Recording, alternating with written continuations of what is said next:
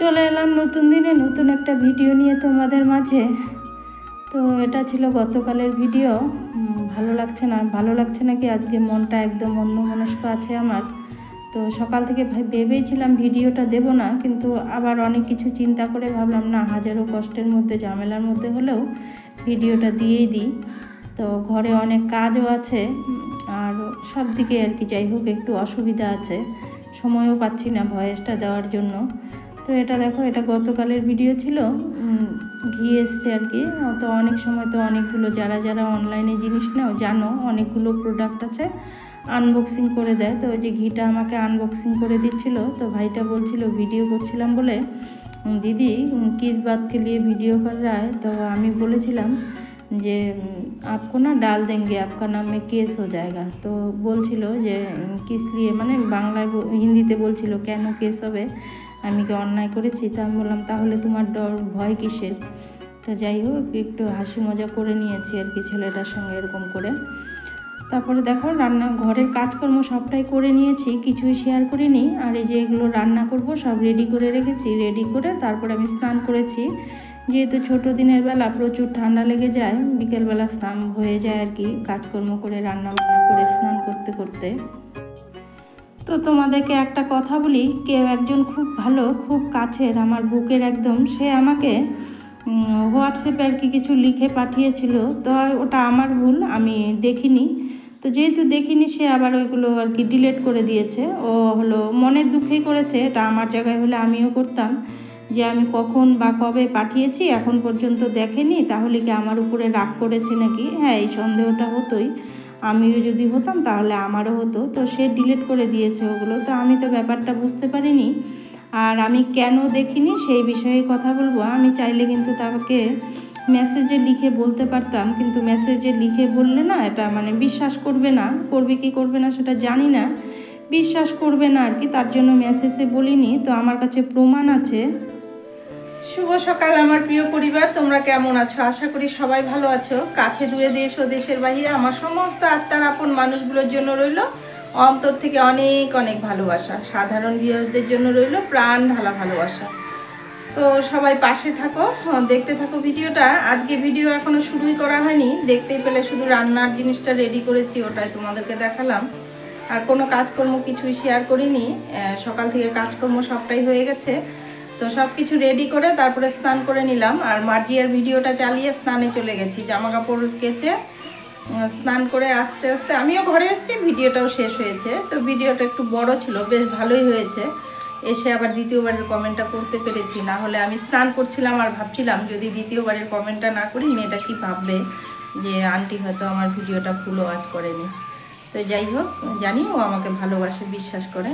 তো সঙ্গে থাকো, দেখতে থাকো। আর রান্নাটাও বসিয়ে দিয়েছি, এখন রান্না করব। 1:45 বাজে, কোনো ব্যাপার না, আমাদের খেতে দেরি হয়। তোমাদের দাদাভাই আসলে দাও তো। আর তোমার দাদাভাইয়ের না স্নান করতে অনেক লেট হয়, ও স্নান করতে করতে আমার 2-3টে তরকারি হয়ে যায়। তো টেনশন নেই, কাজকর্ম হয়ে গেছে, রান্নারও সব রেডি, রান্নাটা করে নিই। সঙ্গে থাকো, দেখতে থাকো। তো দেখতেই পেলে স্নান হয়ে গেল, যেটা বলছিলাম দেখো রান্না করছি, তোমরা দেখো। তো আমার কাছে প্রমাণ আছে এই বিষয়ে। তো তোমরা যে বা যারা, আমার ফোন নাম্বার আছে আমার, তোমরা শুধু প্লিজ কমেন্টে এটাই লেখো, আমি করজোরে নিবেদন করে তোমাদেরকে বলছি, তোমরা যে আমাকে হোয়াটসঅ্যাপে পাঠাও, আমি তোমাদেরকে বলি কি না যে আমার হোয়াটসঅ্যাপের নোটিফিকেশন অফ করা আছে।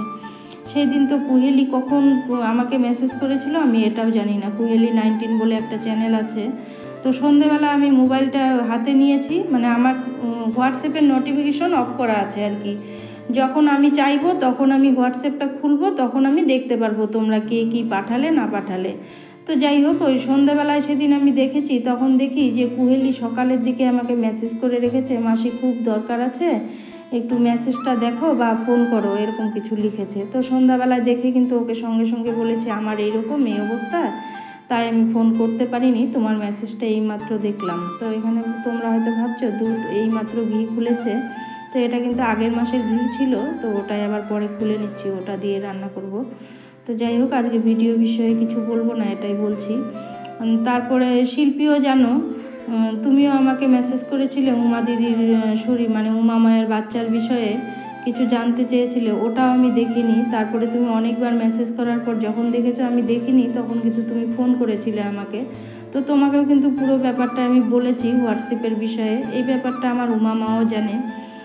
যখন ব্রজগোপালকে নিয়ে যেদিন ভর্তি করেছে সেদিন আমাকে মেসেজ করেছিল রাতে, আমি কিন্তু দেখিনি। পরের দিন বেলা 11টায় কিন্তু ও ফোন করেছে যে মা তোমাকে মেসেজ করেছি তুমি দেখোনি। তো ও জানে এই বিষয়টা, আমার হোয়াটসঅ্যাপের ব্যাপারটা। আমার নোটিফিকেশন অফ করা আছে, আমি দেখতে পারি না তাই।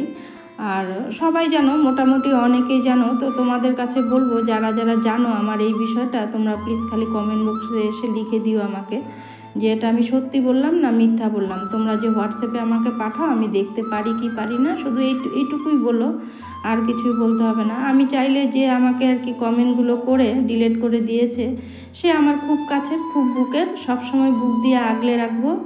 আগেও যা ছিল এখনও তাই আছে। যাই হোক, অত কথা বলতে যাব না। তো সেও মনের দুঃখে ওগুলো ডিলিট করেছো তুমি, তোমাকে বলছি যে ডিলিট করেছো, তুমি মনের দুঃখে করেছো। তোমার জায়গায় আমি থাকলে আমিও ডিলিট করে দিতাম।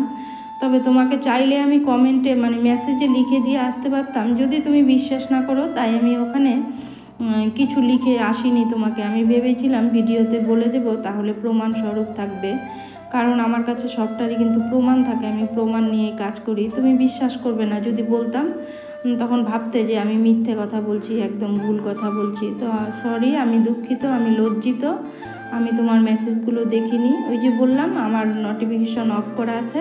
আমি যখন মন থেকে চাইবো নিজের থেকে যে হোয়াটসঅ্যাপটা খুলি, তখন আমি পারবো। আর তোমরা যদি হোয়াটসঅ্যাপে কেউ কলও করো, শুধু কিন্তু রিং হয়, কারো নাম ওঠে না, কিছু হয় না। আমাকে কিন্তু মোবাইলটা খুলে হোয়াটসঅ্যাপে যেতে হবে, কলে হাত দিতে হবে, তারপরেই তোমাদের কলটা দেখবো কে কল করেছো কে না করেছো। তো এটা কিন্তু হয়ে গেছে আমার হাত দিয়েই। আমি নোটিফিকেশন অফ করতে গেছি, এখন আমার হাত দিয়েই কোথায় লেগে কি হয়ে গেছে আমি জানি না। তো এইটুকু কথাই আজকে তোমাদের কাছে আমার বলার ছিল। আর সবাইকে বারবার করে বলবো, যারা আমার হোয়াটসঅ্যাপের মেসেজের ব্যাপারে জিনিসটা জানো, তারা শুধু এইটুকু কথাই আমাকে লিখে দিও, আর বেশি কথা আমাকে লিখতে হবে না।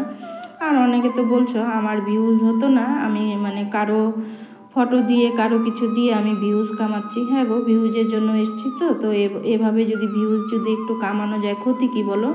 একটু ভিউজ হলে তো আমারই ভালো হবে। হ্যাঁ, আমার প্রচুর ভিউজ হচ্ছে এখন। তো কিছু দিনের মধ্যে আমি ডলারও তুলবো। যখন ডলার তুলবো তোমাদের সঙ্গে অবশ্যই শেয়ার করব।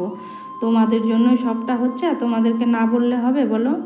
তো যাই হোক, অনেক কথা বলে ফেললাম, কেউ খারাপ পেও না। এখানে দেখো একটা পেঁচা এসেছিলো গতকাল রাতে, তো সেটাই একটু ভিডিও করেছি। সন্ধ্যেবেলা বান্ধবীর ঘরে বসে আগুন তাপিয়েছি, আগুন তাপিয়ে আর কি তাপাতে বসেছি, তখনই পেঁচাটা এসছে। তো পেঁচাটা তুলে নিয়েছি, সাদা পেঁচাটা ছিল, তো ভালো করে তুলতেও পারিনি, অনেক উঁচুতে ছিল, টর্চ মেরে তুলেছি। তো জানি না আজকের ভিডিওটা কার কেমন লাগলো, ভালো না লাগারই কথা। আর যার ভালো লাগবে সে দেখো, যার ভালো লাগবে না সে দেখো না। আমি সবাইকে সমানভাবে ভালোবাসি, এভাবেই ভালোবাসা দিয়ে যাব। আর এটা দেখো, এটা হলো সিরাটাকি রাইস। সবাই ভালো থেকো, সবাই সুস্থ থেকো।